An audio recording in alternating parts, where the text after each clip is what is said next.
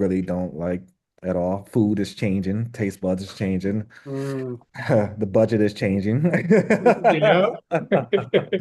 So it's a lot of different things that I'm like, damn, when I was 14, I think when we all was 14, we had it good. We Yeah. really did. And just imagine like even a cell phone thing. We used to go outside without cell phones. It was crazy. Like we didn't we didn't have to be on our phones 24/7 or even to wait for something or get back to anything. It was okay. It was okay. Yeah. I'm so glad I'm dealing with the 9-year-old picky eating because it's not Korean barbecue yet.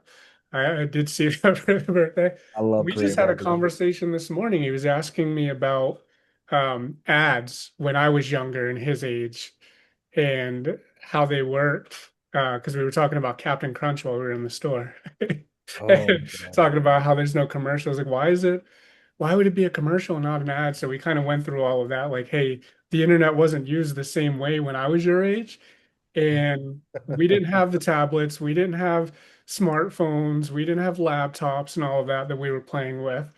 And it was commercials because it's commercialized advertisement. So we were going to learn about something. We saw it in between our cartoons and shows. Absolutely. Yeah, that or the radio, right? Yeah, That or the radio. It's crazy how times are changing continually, like on a yearly basis. It's crazy. Freaking crazy. But it we is. but thank you all for being here. Much appreciated. I know it's been a couple weeks. It's feel like almost like a couple months, but it's been a couple weeks since the holidays. Hope Uh, everyone enjoyed their time with your family, friends, and whatever special occasions you guys do on a yearly basis. And I would love to hear more about that later if you guys are open to it. One thing about me personally, I love the winter. I love Christmas. I just love everything about it. Hence, it's still on. The background is still there, but guys, it's not a green screen. This is really the wall. So I just want to let you guys know that that's truly a. I have a lot of my decorations still up. I just got to take it down. I just being lazy, in all honesty. Usually, I'll go months in all honesty, I think the longest I did was maybe March, if not, yeah, I think it was March. I left my Christmas decoration. I could do all year if I truly wanted to. well, I can Chris, you really put do. so much stuff up. It would take It months to would take it take, down. yeah. That is a valid point there. Valid point. But thank you guys for jumping back in. Much appreciated. We're glad you're here. I know it's been a couple weeks and we're excited to have you back. And uh, one thing that we wanted to talk about is we don't want to talk about it's 2026, of course. A lot of times people jump in the first Zoom and talk about goals. We're not here to do about goals or 2026 New Year resolutions. I want to talk about what's currently happening right now and how we can adapt and change and make it happen. And it starts with co-living. Obviously, we're here for co-living, right? We're co-living or some realm of affordable housing. And with that being said, there's a lot of us in here that are in different markets. We're in different markets, whether it's Jacksonville, Florida, there's so many different markets out there, guys. Each market you could be super successful in. And I want to talk about affordable housing itself, not Passbot as a company, but affordable housing, because a lot of times people think of when they think of Passbot, they think it's like one be all kind of thing. Passbot is a brand, affordable housing is uh numerous different phases. I call it phases because there's so many different things you could do. Assistant living home, you could do a veterans, you could do so many different things with affordable housing.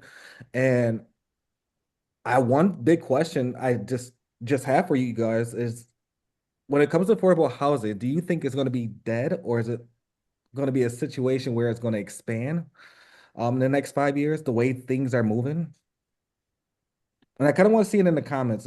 Put a one for yes and two for no. If you think it's going to be dead as far as affordable housing. And the only reason I asked that because I saw a post a couple days ago and someone mentioned specifically that affordable housing is going to be dead.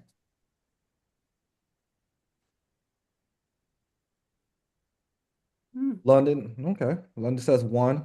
Chris says two. Andrew says two. Benita, two. And I have to agree with both one and two.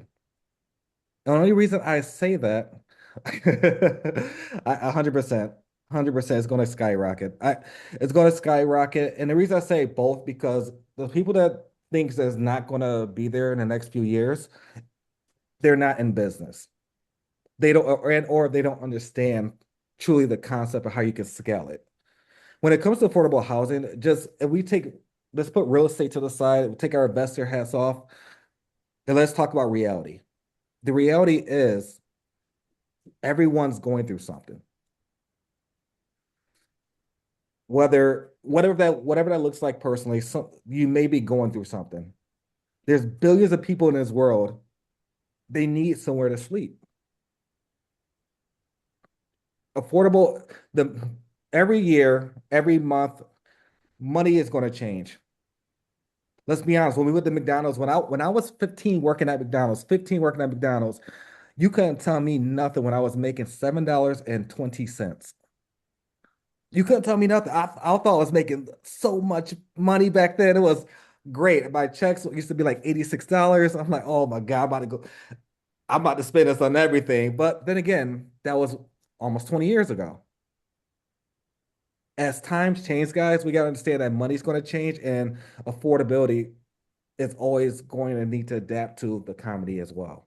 And when it comes to that, it comes to affordable housing. A lot of times, past split, affordable housing, and also just general realistic expectations don't really come together.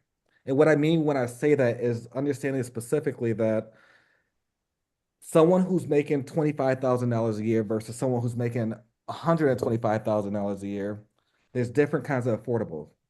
Some that maybe a single family house may be affordable versus a townhouse is affordable. And everyone's lifestyle is a little bit different. And I kind of want to talk about that just briefly because a lot of times in different people go into markets under thinking that you're going to get the same expectation versus what you already have established.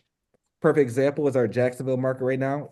We love it. It's dominating. It's doing phenomenal numbers. We going into our Texas market. Specifically, we could talk about Texas City, or we could talk about Houston, or all these different. There's so many great markets in Texas. You can't treat it the same. You can have the same processes, or even have the systems, but you got to have some kind of alternative when it comes to that as well.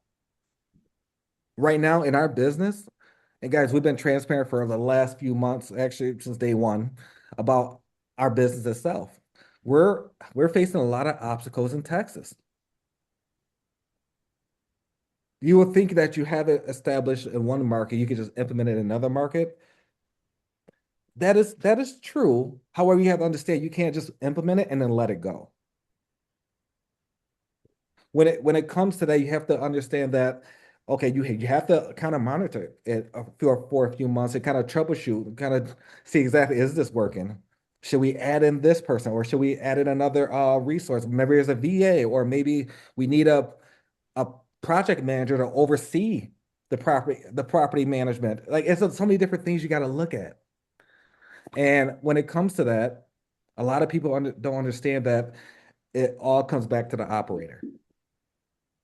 It really comes back to the operator. We receive a lot of deals, a lot of interest of, hey, hey, this is a phenomenal deal. I need you to buy this, and or specifically, hey, I need you to help operate it, or I want to give up on pass split, the famous one. I want to give up on pass split because I can't fill my rooms. A lot of people give up, and that's I the meetings we go into these conversations, it's just the number one answer is pretty common. Why they haven't done it? It comes down to the market research and due diligence and financials.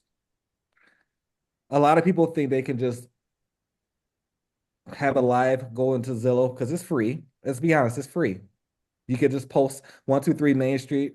You have a live active listing. And when it comes to the listing, you can't just sit there and let it marinate. You cannot sit there and let it marinate. You have to be one of our property management companies using seven different resources to ensure these are always filled. It may cost money. Password pays for that. If you utilize the password dashboard, yes, it works phenomenally. because the money is coming from them. But if you want to do it by yourself, and you can do it by yourself, you got to understand that it will cost a little bit of money. Benita asks, can you clarify affordable housing? Yes, when it comes to affordable housing, in a sense of yes, let's use assisted living home. Sometimes it's on a fixed income.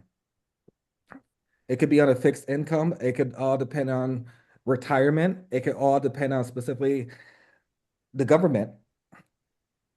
Things change. I didn't personally experience this, but I do have a friend who personally experienced the government shutdown. That affected everything. It was hard for him to put food on the table. It was hard for him to his anxiety kicked up. Like, oh, Chris, I don't know what to do. They shut down. I'm not going to receive what I was normally receiving because they was on a fixed income from the government. And when it comes to affordable housing, and the way I think about it, and I'm not for sure Angel and Jay-Z may have their thoughts as well. It's just truly what can you realistically afford without trying to press somebody else? Yeah. The That's good definition, sorry, the good no, definition for that is the missing middle. So you already have low income people, and a lot of those are already on subsidized housing. And then you have higher earners who can afford to purchase whatever it is that they want to purchase. You have the missing middle. That's your affordable housing. People that can't go above a threshold and still afford to live. So that's kind of a good, like in a nutshell, the easy way to do it is the missing middle, Benita. Absolutely. And then if Benita, you're familiar with New Hampshire, and I believe we have talked about some of the changes to laws and regulations here as well. And even though with affordable living, if you go through any of the programs, they may have raised the bar slightly, but you still have plenty of people that make just enough to where they do not have access to be able to get any sort of help or subsidies to be able to get into a comfortable place to live. So you still have individuals that make just enough to stay above that threshold that are still living in their vehicle. And when you have that service-based business like what we are doing and bringing to those markets, we allow those people to get out of the car into a place that's actually comfortable. well said there. Well said. And this goes back to just choosing your market. Angel did a phenomenal job a couple weeks ago, maybe almost a month due to the holidays. Kind of going over exactly why it's so important to choose a market that one, you do your due diligence. And if you don't do your due diligence, guys, you're going to sink. You're going to sink. I promise you, you can't just copy and paste exactly what someone else is doing and put it over here. You have to understand that it can work in every market. You just got to make sure due diligence is done properly. Now, let's we can be smart about it as well. You know, the population does have to be there. You don't want to go in the market where there's probably 118 people there that they all know each other. Affordable housing potentially may not work for that. They may have a big church that they all go to. Like it just it gotta make sense because I know when we first got into uh just past split it in general, the markets was the people that would send us deals, it were great deals if the house was picked up and moved to a different market. And we found the sweet spot for us. We found exactly what that looks like. And it got to a point where like, okay, we can buy this and move forward with this. However, does it truly make sense longevity wise? Is this market going to appreciate it? Or is it not really up and coming? We told you guys the comparison of two of our properties that we have in Jacksonville. One is more so in the suburban area, one is not really in the best area. A lot of most people will call it the ghetto. Some people will call it a shit show. I kid you not, as I mentioned a couple months ago, when I went to the one that was downtown in the ghetto, as some will say, I literally had to call our operations manager and like, hey, are you sure you gave me the right address? Like I pulled up and I thought I was at the wrong address for the property uh we're purchasing in literally in 2 weeks at that time. And he said, yeah, that's the right address. And it made him double check because I was like, hey, I'm FaceTiming this guy and showing him like are you sure it's the property? And then it ultimately we made sure that we did our due diligence. We saw that it wasn't in the best neighborhood. However, the opportunity for income was there financially overall. Like, could this house be stable if shit hits the fan? It's a very small house. I mean, we have 7 rooms, right? Is it 7 rooms going Mhm. all the way back? It's 7 rooms all the way back. And I kid you not, I was it 3 or 4 investors. I think 3 or 4 investors passed on it. They did not want to touch it. They said it's a horrible deal. And it got to us and we took it. We moved forward and still to this day is operating phenomenally. And that's something that people will not look at the due diligence and understand that the price point of the suburban one, we're talking about between $250 to $320 a week versus that specific one. You're between 135 to 155 max. Different clientele. And Chris, I mean, you should probably add, I mean, we understood what we were walking into. We understood that it was in a lower socioeconomical area, but we had great property management. Our property management took the time to make friends with the neighbors. Did So he? there was always and even, yeah, even offered to video. But we put cameras on the property. We did everything that we could that was in our hands to ensure that success. And it has been, and it still is, and it will be for a long time, one of our most successful assets. Absolutely. Absolutely. Um, Anyone looking at San Antonio Pansy tax, guys, if you're are buying, there's a lot of deals out there. There's a lot of deals out there. I know our team right now, we're revamping our buy box a little bit. Yes, is on our website right now. You can always go to the website to check it out. At the same time, we are revamping things to streamline what we're going to be doing in 2026, going into 2027. So uh, you can always shoot the deals to us. That's not a problem. But we will tell you right then and there. We're very good when it comes to the underwriting, let you know right now, like within 5 minutes, actually. Like, hey, not good for us, or it doesn't work. Which we'll talk about the underwriting piece at a later time. If you're in the school community, I will be shooting out a private invite.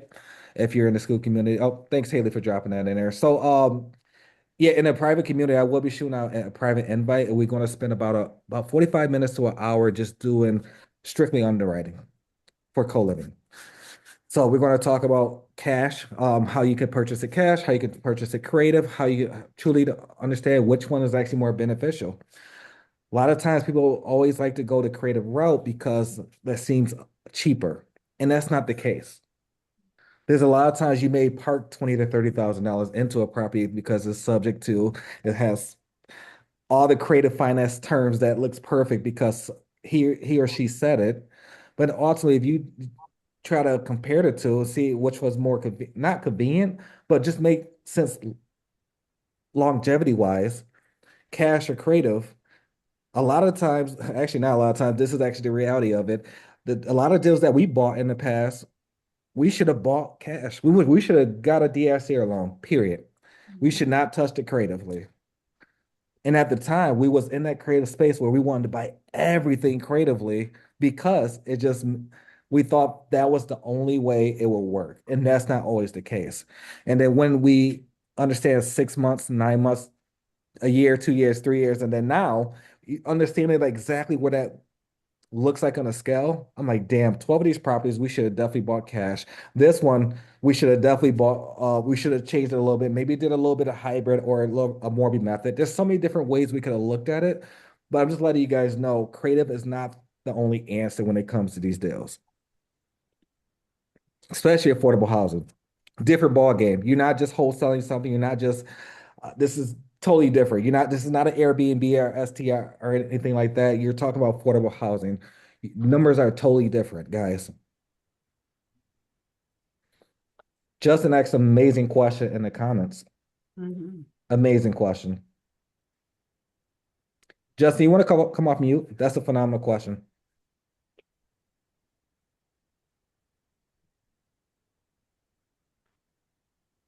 No worries, no worries. So he, no worries.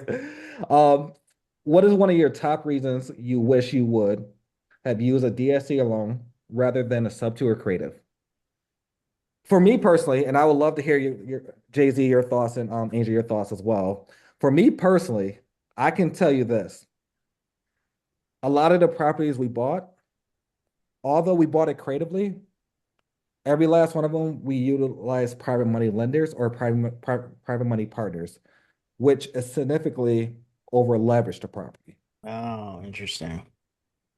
And a lot of times it looks great on paper. I'm like, damn, okay, we need about $60,000 here. Hmm. The mortgage balance, just say Penny Mac, is probably $300,000. If Hmm. we take that $300,000 plus the $60,000 plus the interest that's got to go back to the lender, plus maybe there's a solar lien. There's probably a $93,000 solar lien on the property. You got to take care of that. So you add in Hmm. all these numbers in, but the property itself is probably only worth $300,000. That makes sense. So Yeah. it just those are little things we didn't take in consideration when we first started buying properties. Yeah. And that's Yeah, the one that's really thing, good. now we look at it like, wait a minute, okay, this is a $30,000 down payment. It looks great. What's truly the best option? Right. And Right. Yeah. and one thing Angel don't want to tell you guys, she has been personally working on is a calculator for that. Like a Nice. plug and play calculator that uh it's going to streamline as far as which exit to use. It's going to have like coordinated things. It's going to say go this way, green for use a creative, blue for cash, and all these different things. I think personally it's going to be a tool that everyone needs because a lot of times, especially in the communities we're in, there's getting bigger and bigger and bigger. And there's nothing wrong with creative finance. We love creative finance. That literally how we got started with real estate is creative finance, and we're not going nowhere with that. We're Yeah. still going to do creative finance. It's just understand exactly what's the best exit strategy to truly move forward and ensure that everything's taken care of. And just to add to that, Justin, it limited, it, just like in Chris's example, it limited our exit. Yes. So Huh. we brought in private lenders who wanted out a year later. Yeah, we You couldn't really do don't it. want to refinance a 2.875 sub 2 Right. loan, right? But what are you going to do? You either have to bring in another lender to take care of that lender and keep repeating that process. So experience has taught us over time, and it kind of like Chris said, hinting to the calculator, the reason why we've got to make sure moving forward that not only is it good going in, but it's also going to be good going out.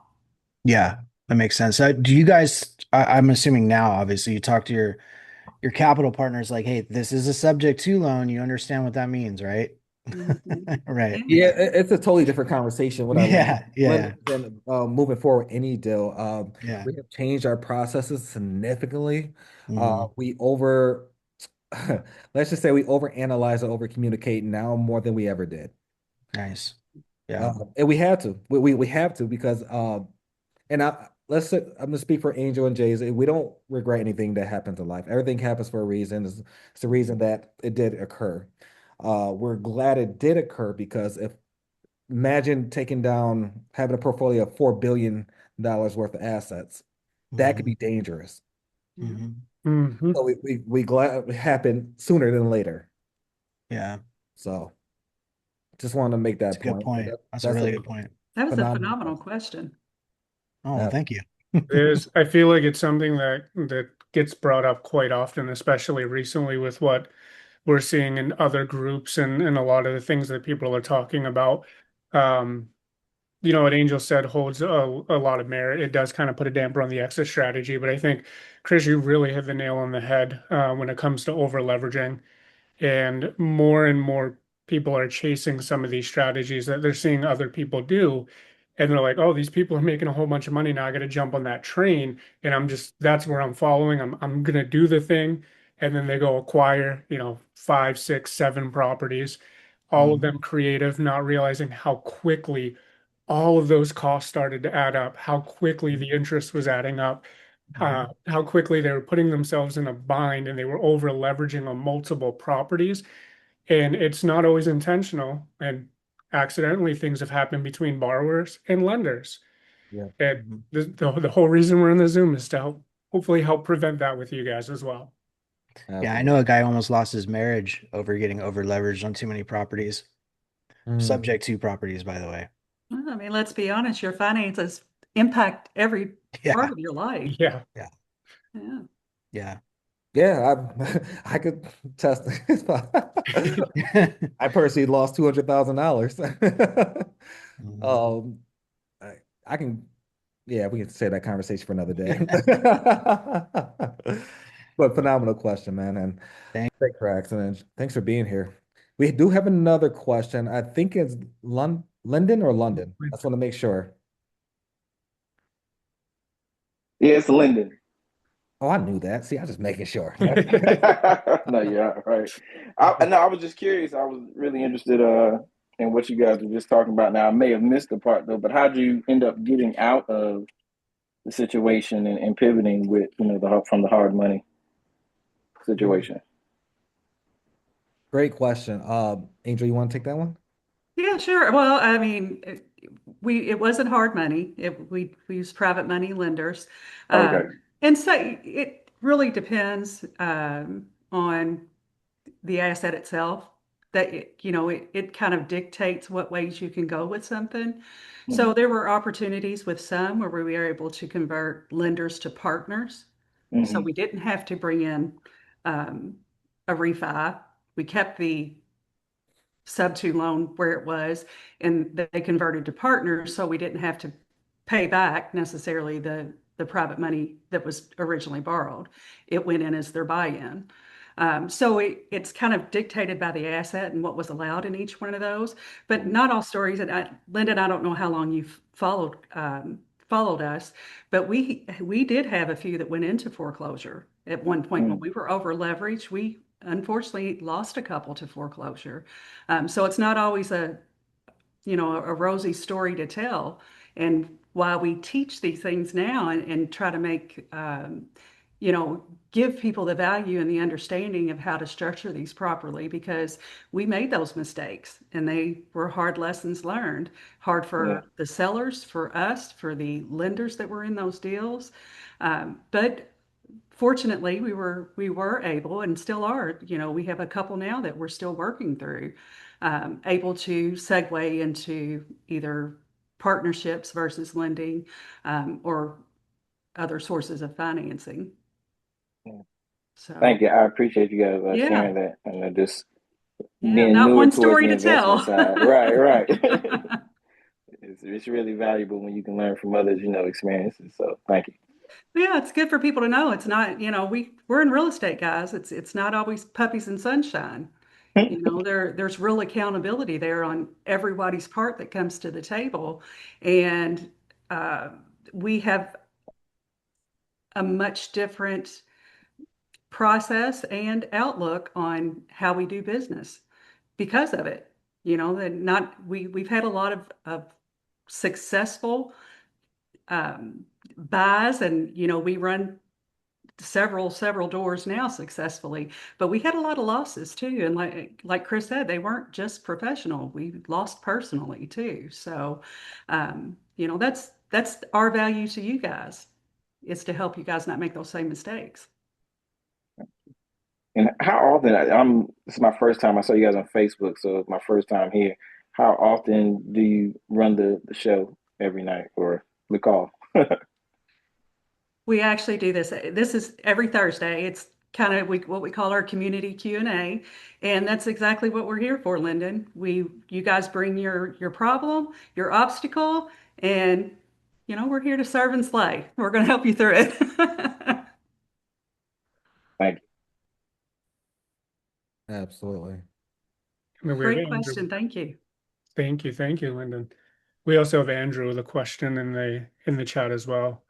Angel, are you planning, when you plan the exit, are you planning costs for a second renovation to remove the extra rooms, walls back to a regular single family home?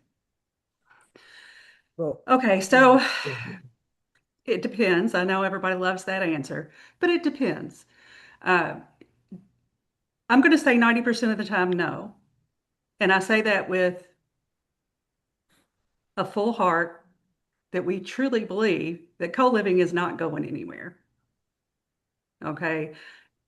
It will, not that it may not morph into some different things, into different niches, things like that, but co-living is not going anywhere. And our best exit, regardless, would be to sell, if we decided to sell to another investor who wanted to get in on that. So I'm going to say 90% of the time, no, that would not be in the original planning because we have no intention of exiting. And if we did, it would be many years later and probably to another investor. The only way, and Chris, Jay-Z, you can chime in here, but I would say the only way that I would probably pre-plan that is if I was stepping into a market, which you guys know, that's my thing. I'm not going to do it. But if I were to step into a market that I wasn't sure about or on the fence about, I would probably keep that in consideration. Otherwise, no. Yeah, and just to add on to that, the only one I can think of that potentially will take over that and then potentially convert over the walls if they're doing something like in a luxury, Yeah. um, like some kind of luxury flip and or a land developer who maybe want to demolish the house and do their own thing. So there's a lot of times people will do that. They'll take a 2,500 square foot house, knock it down, make two maybe two to three, 4 units, maybe townhomes or duplexes or something like that. So people do it all the time, especially in Texas. They're famous for doing that. Just throwing that out there. Very much so. Jose, come on down. I didn't mean to. Hi, I how saw are you. you guys? I saw you eating. I'm like, damn, I should have waited. How you doing? Yeah, so I'm pretty new to this and all that. And I think my plan is I want to probably wholesale properties to get a little bit more capital. But in the meantime, I don't want to let go of these other deals that I come across. Is there any way, like, how do I come up with these private lenders and stuff like that? How can I find them? In all reality, they're all around you. And I truly mean that they're all around you, from your barber to your the bank manager that you bank with. And the reason I say that is because this has come from someone who actually been through that. And I know it's not easy. I'm just gonna be honest, it's not easy just to ask someone for money, right? Uh, Mm, but especially you being green or just newer into the real estate space, a lot of lenders would like to see your experience, what you're doing, what your target goals are, and your overall mhm. objective.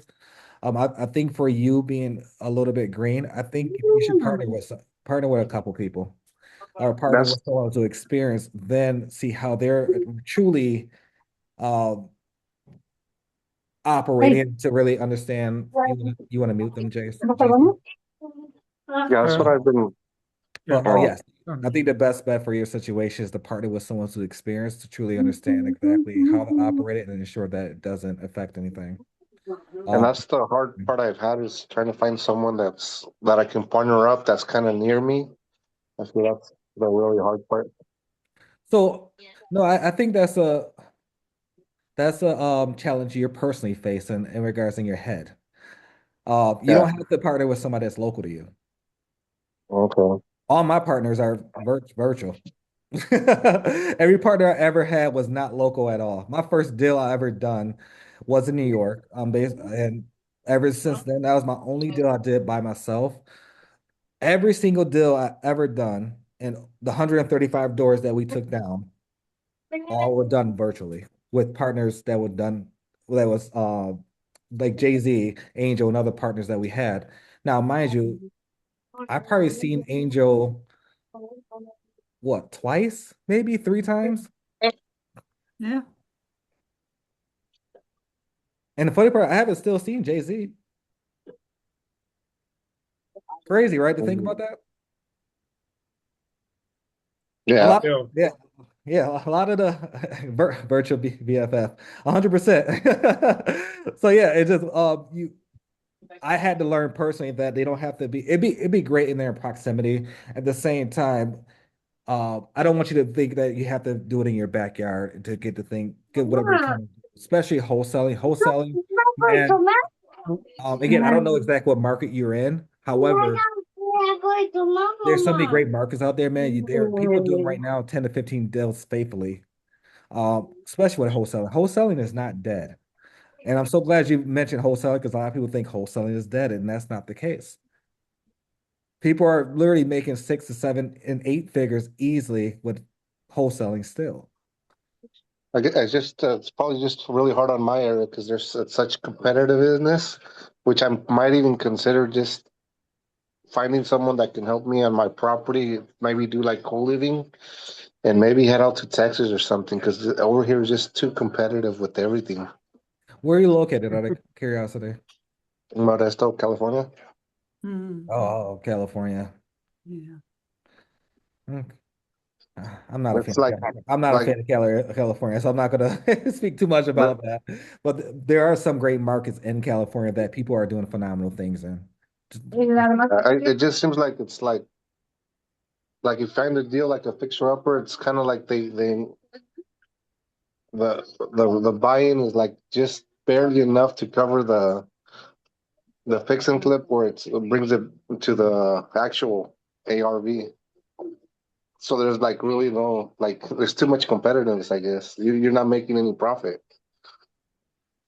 Well, I mean, Jose, if you're not comfortable, shopping in your own backyard, so to speak, my suggestion would be to you, A, if you're not already part of, I mean, there's several, if co-living is what you want to do, there are several co-living groups out there right now.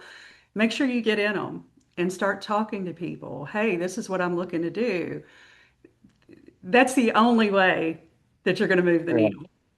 You've got to get active and get out there and let people know what you're wanting to do Hmm. and what you're looking for. yeah. I mean that's the only income I can see here in California is co-living because if you're And just renting it's out, happening. I mean, there are co-living operators in California. Get in those groups. Hey, who's in California? Who's, wherever it is you want to, whatever market it is that you're looking at, and start to connect with those people. You'll be surprised how fast you start to build a network.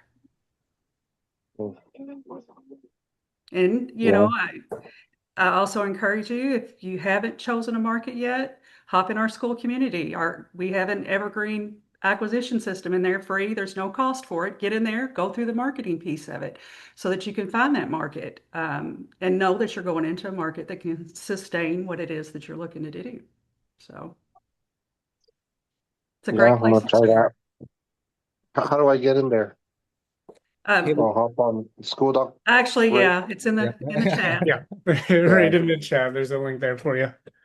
It's a great perfect. place to start. Narrow down where it is you want to be and then go full force. Get in those groups, start to reach out, start to network with people that are in that market. And I assure you, you will be so surprised how quickly you start making those connections. But this is a relationship business, guys.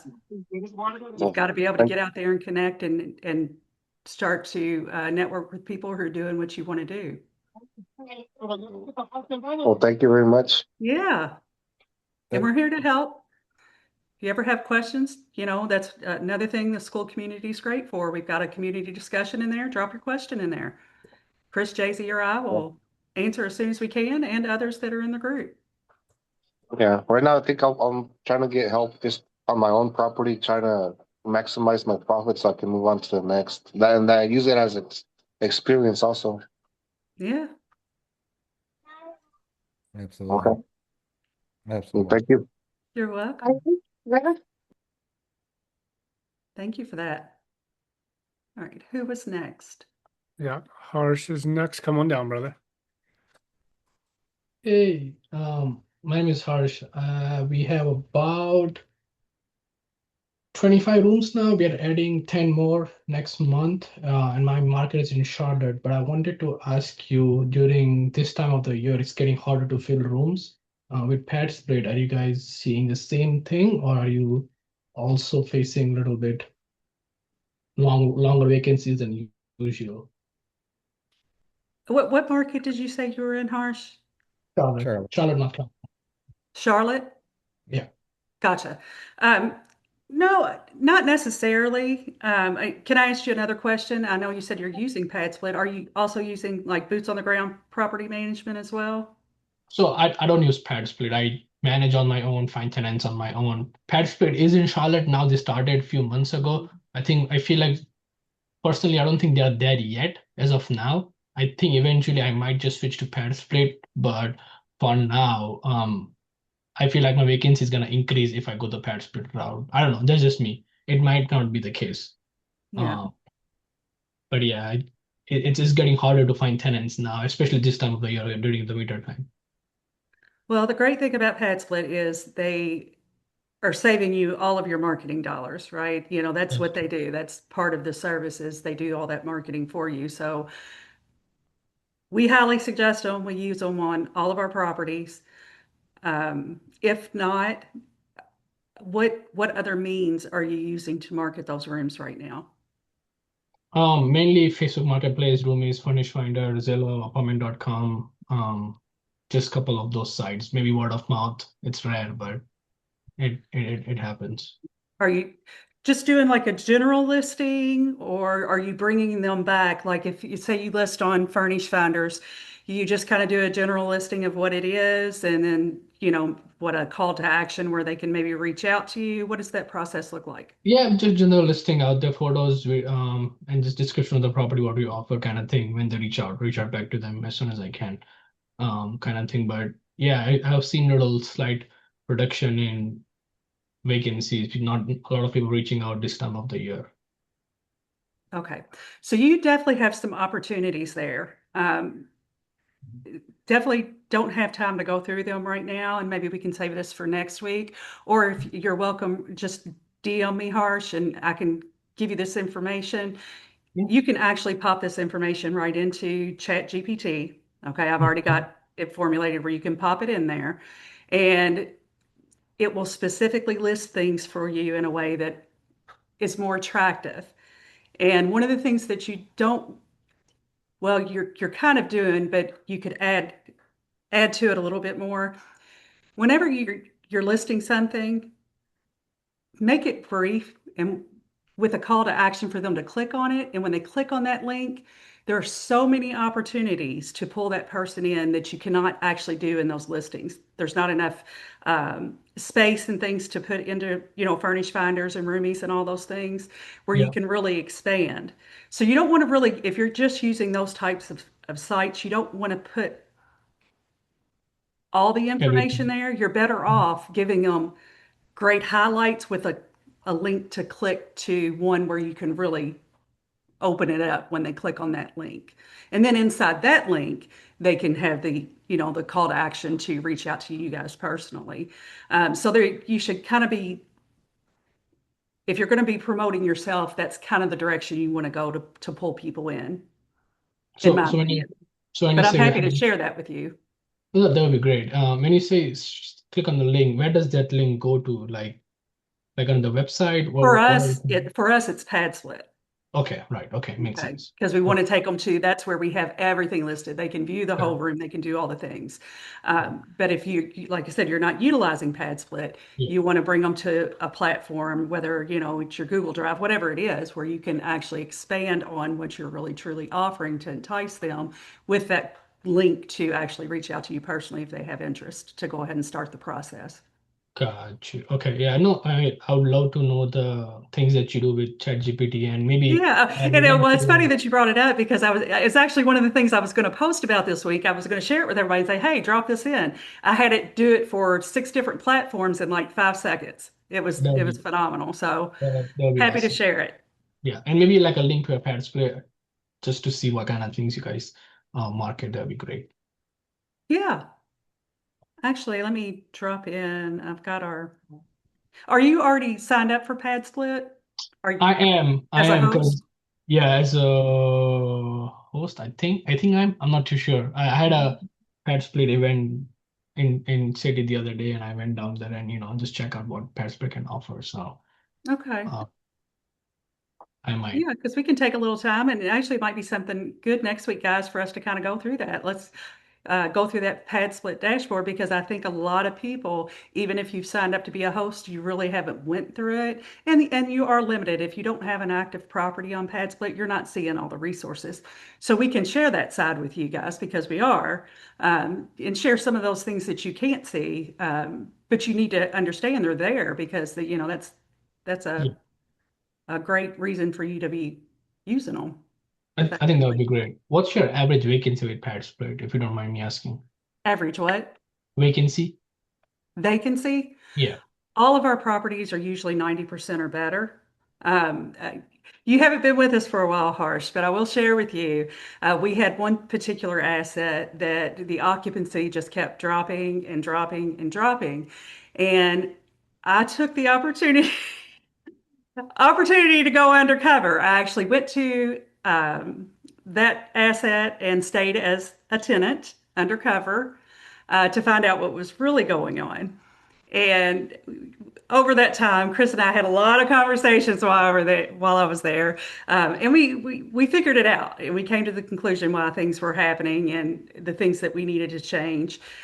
So my advice to you is your occupancy should remain consistent. If you're doing what you need to do, you're offering what you say you're offering, you're still being human in the process because people have times when they can't pay, all the things, you should have consistent occupancy. So and if you're not, you either got some things to address, your marketing is not good. Luckily, we have and have not used pad split, just so you know. We've been on both sides of that fence. And with pad split, we never have a problem with occupancy. And if we do, just like in the instance of that one asset, we know there's something else going on and we get to the bottom of it. Um, so that would be my suggestion. You really need to consider that if you're having very erratic occupancy rates, you've either got an issue with the asset itself and what you're offering, what's going on within the community of the home, or you're just not marketing, or you're marketing incorrectly. You're telling them they're getting one thing when they're not, which is affecting your retention. Okay,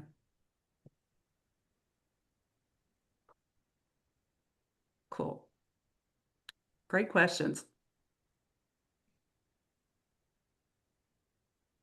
Oh, I see Lyndon's back. It's me again. Hello. Welcome back. So I'm actually a mortgage broker. And I came across a borrower the first time in one of these communities asking to refi on one of their pad splits. And so I'd heard about it, prior to, which is why I prompted to look in the group in the first place. But I'm just curious. I know in this situation, it's in Virginia. And it's some of the lenders that I'm working with, say it just kind of depends on, how the home has been changed and what's been permitted, what has not been permitted. Have you guys seen any of this or had any experience with that in terms of the refis, or have you done a cash out refi for any of your pad splits? Well, I'm going to start this conversation with we are in a much different place right now in 2026 than we were in Mm-hmm. 2023 when we hopped into this. Okay. Because over those first couple of years, there were almost no lenders outside of hard money lenders who, will always get a little more creative than institutional lenders, um, that would not touch a pad split. Or Mm-hmm. you had to go through and take pictures, get pictures done before other walls went up. Now there are lenders that specifically do it for pad split. Mm-hmm. They understand the direction, they know what that looks like, and they will work with, they strictly know it's a pad split and they're okay with it. Well, not pad split, I want to say co-living. Pad split's a brand, but they will specifically work with co-living. Now, we are not at a point yet where everybody's like, yeah, we'll do co-living, sure. Right. No, we're not there yet. So I don't think it would be fair to say to give one answer because every lender has their own underwriting Right. specifics, as being Yeah. in the business.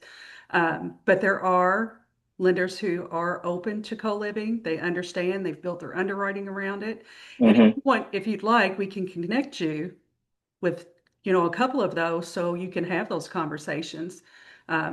Because I think what we can offer you, you're going to need more detail from an underwriting, aspect for what you're specifically doing. If that would be helpful, we're happy to share that. Oh. Harsh asked a great question in the comments. Angel, do you guys have a furniture list? Do you stay consistent with the same furniture across all your properties? Yes, we have a general list of furniture. However, I know Chris has mentioned this before, guys. We actually have a tier system. So we buy assets on different tiers.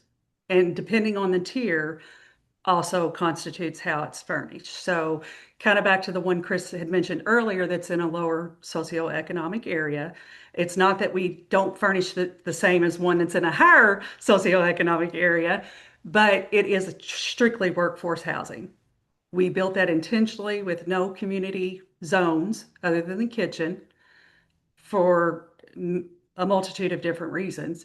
So that list would look different than the list that is full of digital nomads driving BMWs. So although yes, we do have a list, we are very specific about what we buy. And just a tip, please buy commercial grade products or they will break down on you fast. Um, we have different lists for different tiers of assets that we buy. What community zones? That sounds interesting. Okay, that is actually an awesome question. Community zones are if you're creating your co-living asset, you're looking at the plans, deciding on what type of community you're going to have within that asset, you look at community zones. Okay, so community zones are if you're going to have a living room, a game room, a weight room, a workout room, whatever, those are community zones. That could also be outdoor areas. Some people choose not to have any community zones because it does, for all intents and purposes, reduces any aggressive behavior because you don't provide opportunity. You don't provide opportunities to have fight over the Sunday night football game after they drink a 12 pack of beer, right? So community zones are something that you should be very thoughtful about according to the asset. Are you going to have a living room where they can gather? Are you going to have a dining area where 8 people can sit around and eat dinner together? And those are very common for us anyway. If you're going to say you're going to have a community full of traveling nurses, that's kind of your jam.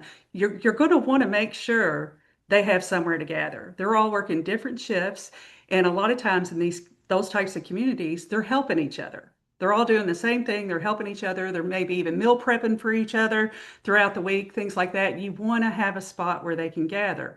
Another example would be a woman's only asset. Ladies like to sit around on the couch and talk a little bit, right? They want to hang out at the dinner table and talk about girl in room three. Okay, it's just a fact of life. So those are community zones and something that you should be very thoughtful of as you're building your plan for your asset. Whether you're going to have them, whether you're not going to have them, is it beneficial? Is it an asset where you want to build community? Those are all things that you need to consider when you're mocking up your blueprints.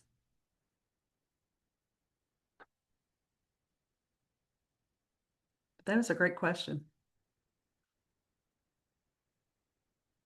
All right. We are kind of gearing up to the top of the hour, guys.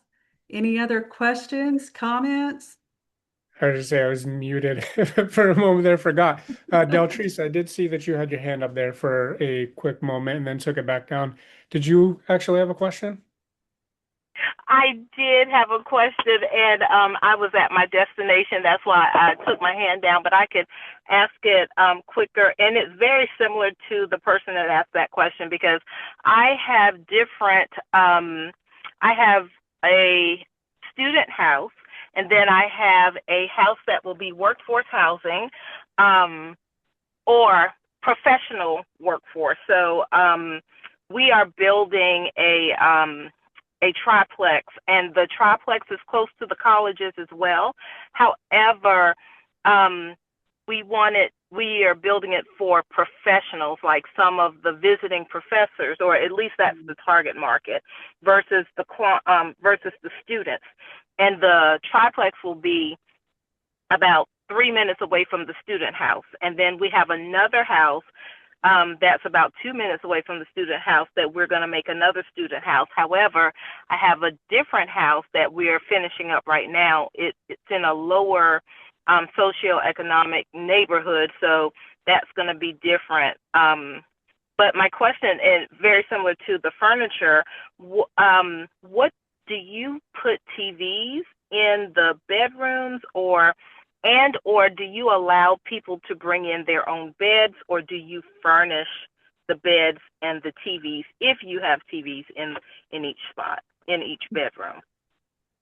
Great question. Yes to both. We actually furnish all of the homes, and we do have TVs in them. Now, we did initially, we had, was it two, Chris, that we had that didn't have TVs in every room? And as people requested them, we said that we would provide them for an extra $5 a week or $10 a week, whatever it was, and we installed them.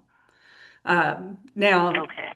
3 years later, yes, we put them in every room. It's just kind of a given. Doesn't matter where it's at.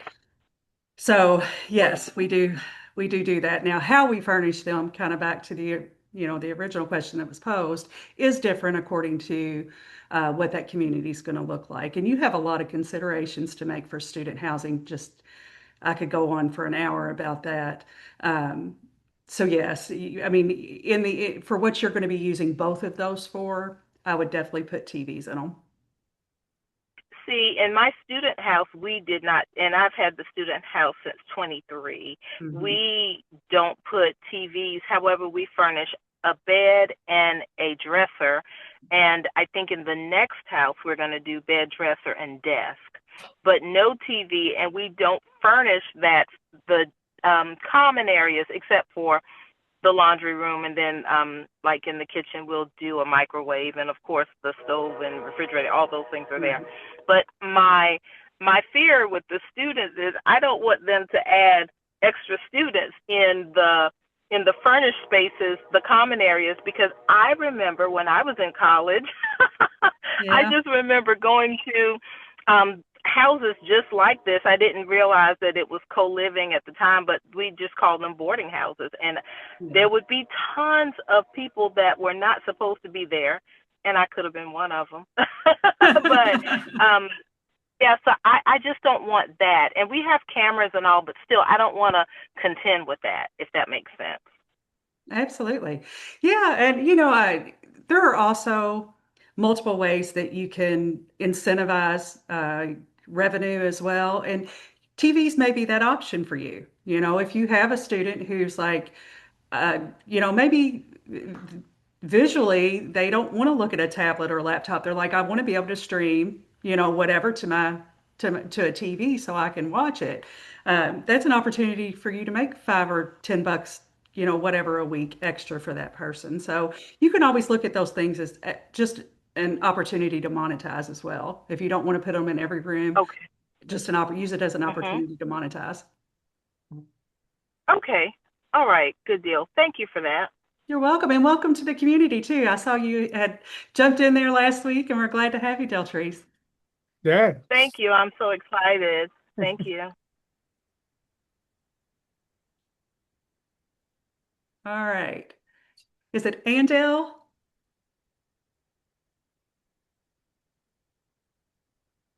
Uh-oh.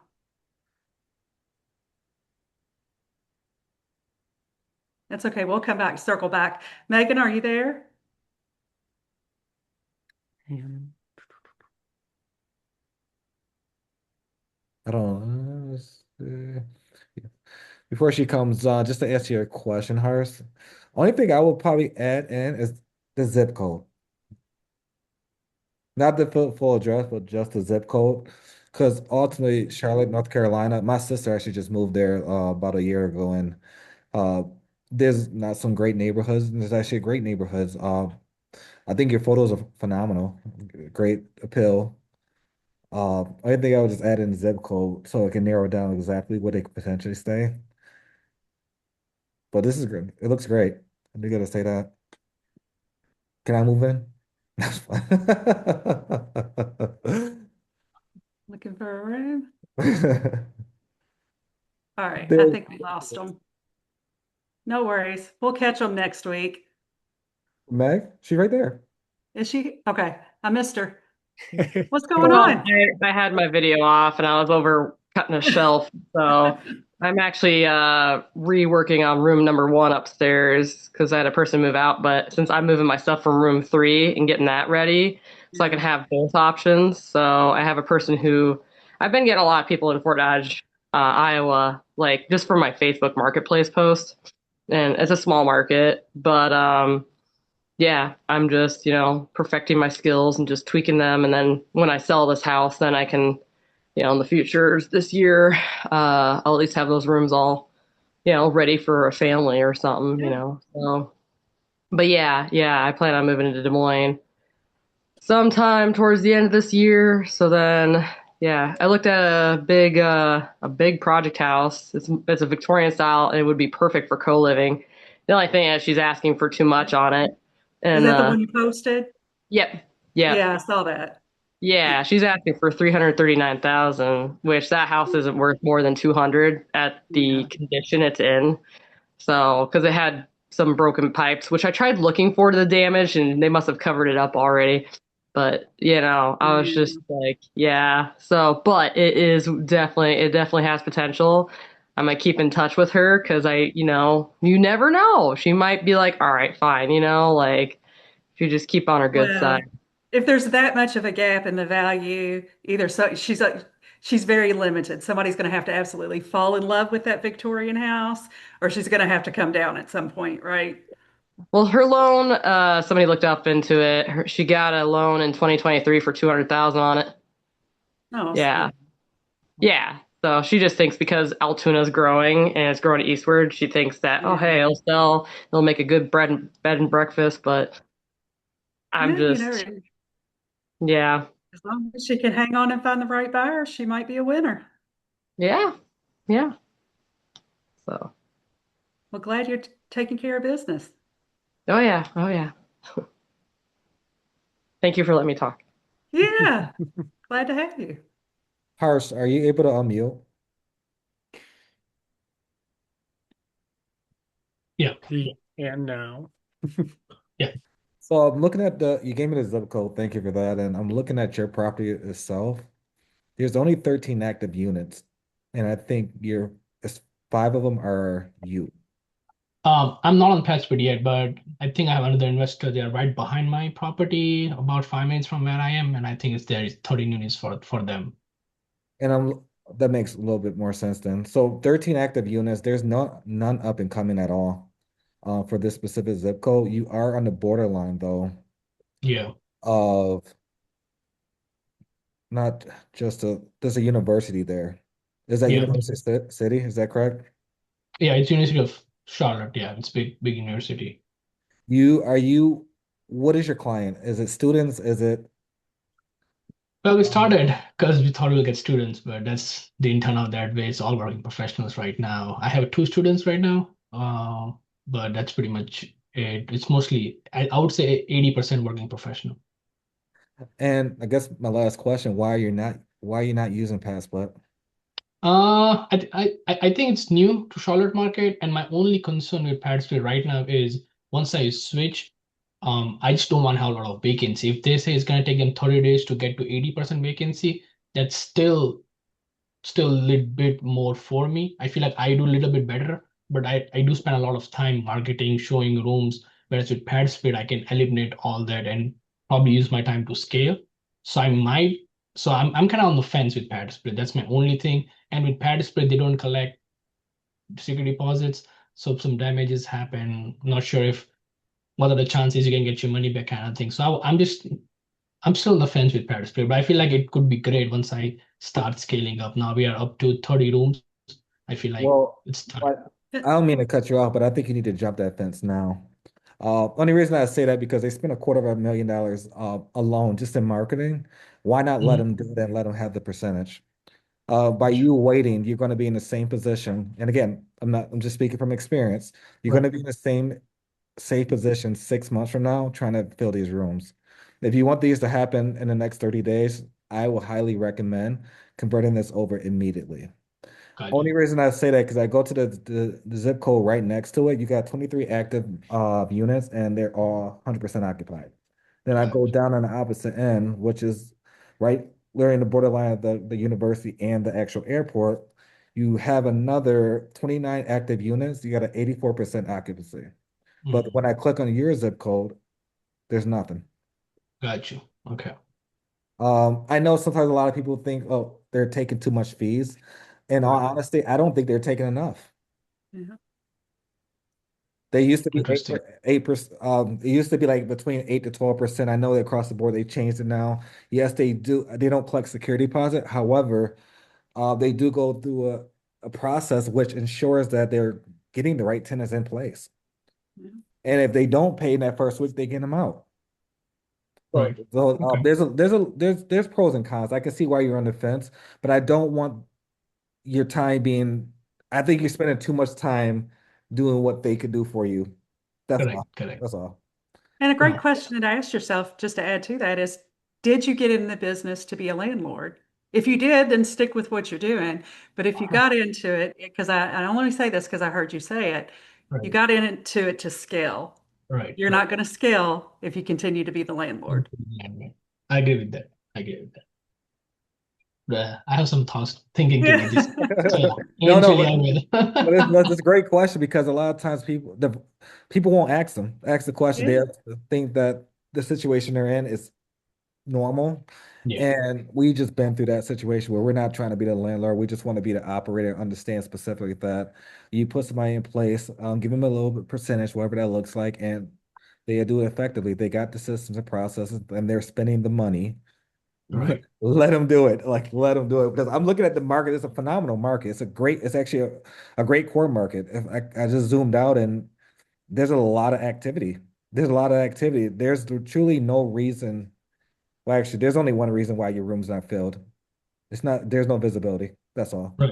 I think that's what it is. I agree with that. So I think Paris Clear might be when I get these new properties, I might switch on them to Paris Clear and see how it works. I think that might be a good Well, reach out approach. to if you have any If questions you, or anything like that, you can always reach out to us so we can guide you on what that looks like. Sure. And No, that'd be great. Now that I'm in your community, I think it'll be good. perfect.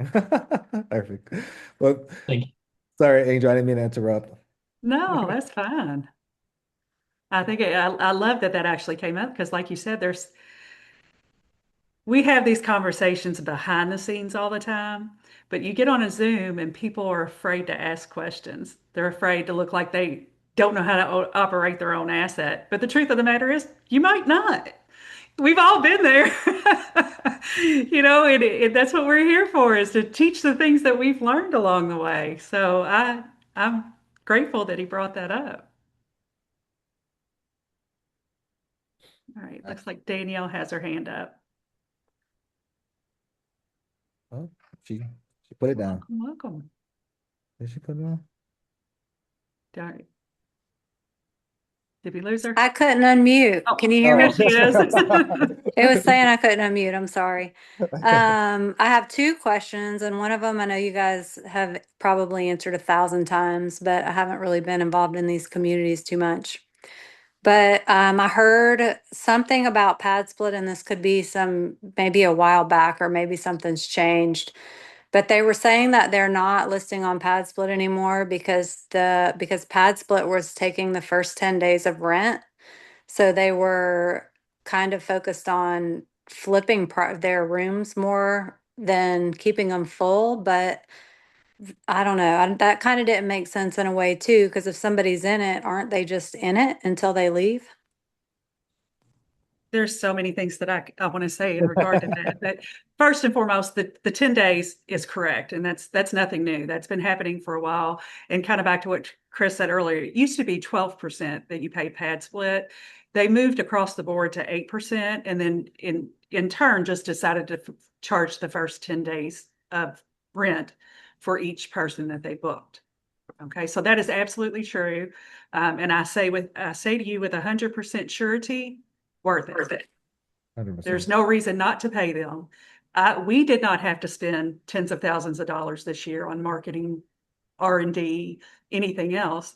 And for us to have to pay 10 days on one person's booking, it's great. That's a great return for us.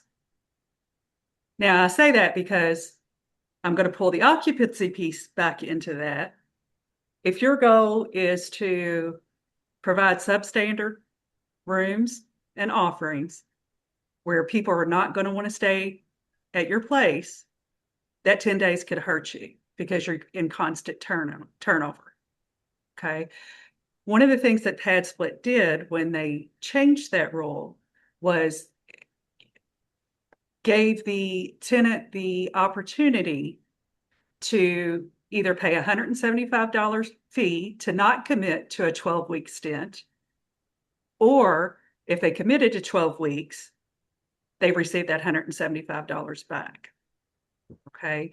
So that kind of helped offset any people that were not staying. They would come in and they'd only stay for 2 weeks, and then you're having to turn it again and you made no money. Okay. Now they're committing to the 12 weeks. So that first 10 days in the grand scheme of things, it becomes irrelevant. Okay. Because all that again is going into your marketing dollars as well. So I just kind of wanted to provide a little bit of backstory on that. It's a lot of people say that, but they don't give the context. Like, it's a terrible thing. They're taking your first 10 days. Well, Chris, we have several people that have been in our assets for over 2 years. Yeah. The same people. Yeah. So, not every room that you have is going to be turning and burning. People are coming in to stay. I mean, if we pay the first 10 days of these people that have been there for 18, 24, 30 months, that's a negligible amount to pay for that tenant that they brought us that has been with us for 2 years, right? Yeah. So just to put that in context a little bit. So not only that, in my humble opinion as well, let's say you're not doing co-living and you're doing LTR out of market and you're utilizing a property management company to do your marketing, get tenants in there, you're paying 50%. With most companies, you're putting out 50% of your first month's rent. Yep. So it's still less Yep. on this side of it than it would be on the other hand. Yeah. So although there is truth to it, we wanted to be able to at least give you context why it makes sense. Okay. Are there different options for how much the renter's paying depending on the length of the lease? Like if they commit to 6 months or they're only doing, like, is there a minimum stay, and are there any differences if they want to commit to a longer period? Yeah, the ultimate minimum stay is a week. Okay. Okay. We do not allow that. Okay, ours are 2 weeks or more. But now that they've switched to offering them the 12-week one, that is always what's presented, is the 12-week model. If they And then the property management. to add on, if the host checks that. Yeah.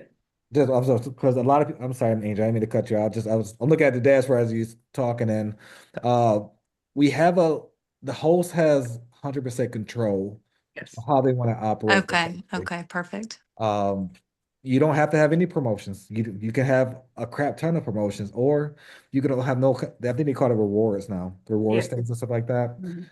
and you don't have to have that on. Okay. We highly recommend if you do upload your first property or anything like that, I would definitely be competitive when in regards to like maybe waiving the fee as far as a move-in fee or anything like that. But when it comes to, I know Harsh, you mentioned earlier, security deposit, that's a totally different conversation and type of leasing, I should say. Okay. The other question that I know you get 1,000 times is, like, we have the 6 people unrelated can stay under a roof or whatnot, or 4 people in some cities. How do you get around having more people in there than they technically allow? I got an easy answer for that one. Go ahead. Don't buy it. Yeah. Yeah. If the ordinance says that's what you can, you can't go around it. It is what it is. Okay. Yeah. So don't buy in the market where they have those ordinances and those rules. One of the great things about Pad Split is they go in and they have done all that research for you. And not that things can't change, because they can. I'm not saying it's a cure-all and all the answer, but if pad split is actively in a market, it's because they've already checked that stuff and we're already going to be privy of what those are and how we can operate because of that. Okay. Thank you guys. Yeah. No, that's a great question because that actually recently happened I think it was maybe 9 months to a year where in Texas, is it Mesquite or Mesquite? I never say it right. I think it's Mesquite. Mesquite, Yeah. Texas. They changed their rules. Yeah. There's a lot of operating co-living assets out there, and they immediately changed that. Yeah, So I've heard there's some things up for debate in that way where they're trying to decrease it from 6 to 3. Jesus, wow. Well, And everyone's cousins, though. I don't and know. that kind of, guys, that goes back to, I'll take you all the way back to your acquisition. Whenever you're underwriting these things, have two strategies, two exit strategies. Co-living, it's great, but just like Chris said, I mean, things can change. And if they can, make sure that you're purchasing an asset where you can pivot the exit and still be successful. That would be my best advice. Thank you guys. Yeah. All right. The Did final we get question everybody? goes to Harsh. What's going on, man? While I know you guys talking about the occupancy limit, so in Mecklenburg we have 6 people can stay under one roof.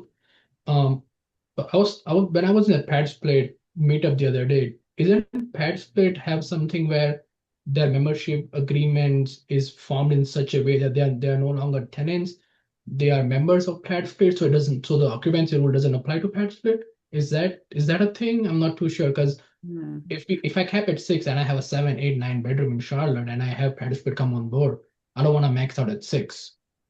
Yeah, there's the two things uh, competing there. Start with the first one. Occupancy is occupancy. Nobody can change that. So if it's 6 people, it's 6 people, whether you're using pad split or not. But to answer your question, yes, it is formed differently and they are members of the LLC. That still does not change occupancy rules. The only thing that would change that is if you change your zoning. Okay, but if you're single family housing, you have to follow the occupancy rules regardless of whether it's being run as a pad split or not.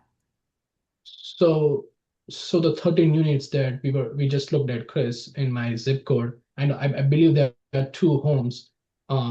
One of them has to have a 7 bedroom for it to be 13. Our limit only says 6. How does Pet Spade operate 7 when the limits are 6? How does it work? I'm sorry, what's the question? I just want to make sure I understood. Like in Charlotte market, we have homes that have 10 rooms, right? And Pet Spade is currently helping them find tenants. And I'm pretty sure they're filling all 10 rooms, but our limit is only 6 Right. for our city laws. How does that work with pad split? Like, do they have some way around it? So, yeah, we definitely want to stay up to code and make sure we're following the laws and rules and regulations, all that Right. stuff. If you got a 6 bedroom house, that's what's going to be listed as a 6 bedroom house. We're not going to put 7 rooms or there's no reason to put all the extra things. I think you actually have 5 bedrooms when I was looking at it, right? Was it 5? I have 5, yeah, Okay. but I know Well, homes like you listed on pass, but it'll ask you specifically how many rooms. Actually, you type in the address, it'll auto populate what they think the room should be, and then you yes or no, then you got to go down the checklist. Which if you want, we can always jump on a Zoom and we can screen share and do it together and make sure you sign it up properly. Because at the end of the day, one thing we don't want to happen is you set it up and then all of a sudden you either get taken off a password and or you get shut down from the county or around the county. um HOA. Let's just say a HOA. Yeah, we don't So want to do it's just those things we look at. But no, that's a great question because a lot of times, even I made a mistake in the past when I was setting up the dashboard and we have units up to 11. We have 11 on one property, and if you make a mistake and click 13 and you got room 1 through 13 live and people are booking, they're not gonna have nowhere to sleep. So, that. Right. so great question. Makes sense. Jay-Z or Angel, did you guys have anything to add? I know we went over today, but you guys had phenomenal questions. So thank you. Yeah, really great questions tonight, guys. Thank you. I was all excited. That's what we're here for. But no, just close out with I hope everyone had a blessed and wonderful holiday. We're glad to be back. We're ready. We've got big goals this year. We're ready to press forward and we're ready to be here for you guys and to bring you value each week. So we will see you back next week, hopefully full of questions again. This is a great opportunity for everybody to learn collectively. And if you guys need us, just drop again. If you're not part of the school community, get in there. She dropped the link. That's a great place to put your questions throughout the week when we don't have a Zoom and get your questions answered. So we hope to see you guys in there. Absolutely. Yep. Have a great week, guys. Have a wonderful week, everybody.